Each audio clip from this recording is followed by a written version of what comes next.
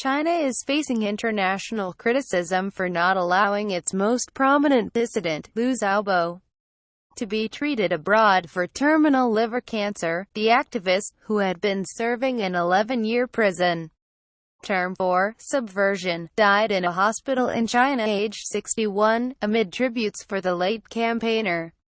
The Nobel Committee, which gave him the Peace Prize in 2010, said China bore heavy responsibility for his death. Beijing is now being urged to free his wife, poet Liu Xia, from house arrest, while official reaction in China has been restrained. One state-run newspaper accused Western forces of politicizing the case. Mr. Liu had been moved from a prison to a hospital in the northeastern city of Shenyang last month, where he was being kept under heavy security. The Chinese government had rejected calls from Western countries to give Mr. Liu permission to seek palliative treatment elsewhere, with Chinese medical experts insisting that he was too ill to travel. However, a German and an American doctor who had recently visited and examined him in the hospital said he would be able to travel abroad. Mr. Liu died peacefully, surrounded by his wife and other relatives.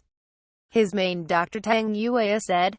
His final words to Liu Xia were, "Live on well." In a brief statement, Shenyang local officials said that Mr. Liu had suffered multiple organ failure, and that efforts to save the activist had failed, calling the death premature. The Nobel Committee also said the Chinese refusal to allow him to travel was deeply disturbing. Germany, which was one of the countries considered as an option to Mr. Liu, regretted that his transfer did not take place. Foreign Minister Sigmar Gabriel said, "China now has the responsibility to quickly, transparently and plausibly answer the question of whether the cancer could not have been identified much earlier." He added in a statement, the country, alongside the UK, US and France, called on China to allow Liu Xia to travel and leave the country if she wished. British Foreign Secretary Boris Johnson said in a statement, Liu Xiaobo should have been allowed to choose his own medical treatment overseas, which the Chinese authorities repeatedly denied him.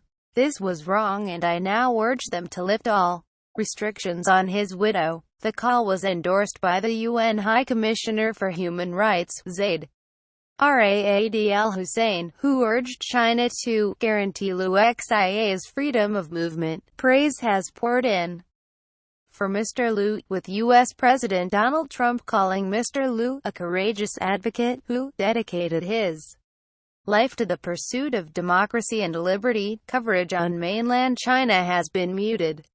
Xinhua and CCTV News issued short statements on their English sites stating that Liu Xiaobo, convicted of subversion of state power, had died. Communist Party mouthpiece Global Times said Mr. Liu was a victim led astray by the West.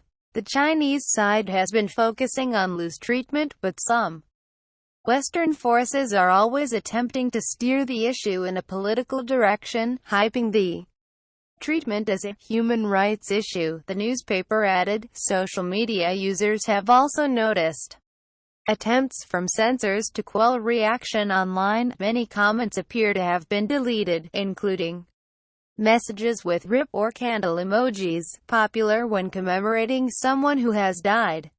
A university professor turned tireless rights campaigner, Mr. Liu was branded a criminal by authorities, and repeatedly jailed throughout his life.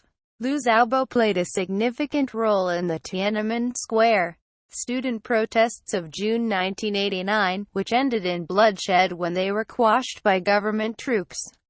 He was subsequently placed in a detention center and released in 1991. Mr. Liu's campaign to free those detained during the Tiananmen Square protests landed him in a labor camp in northeastern China for 3 years, but he was permitted to marry poet Liu Xia there in 1996.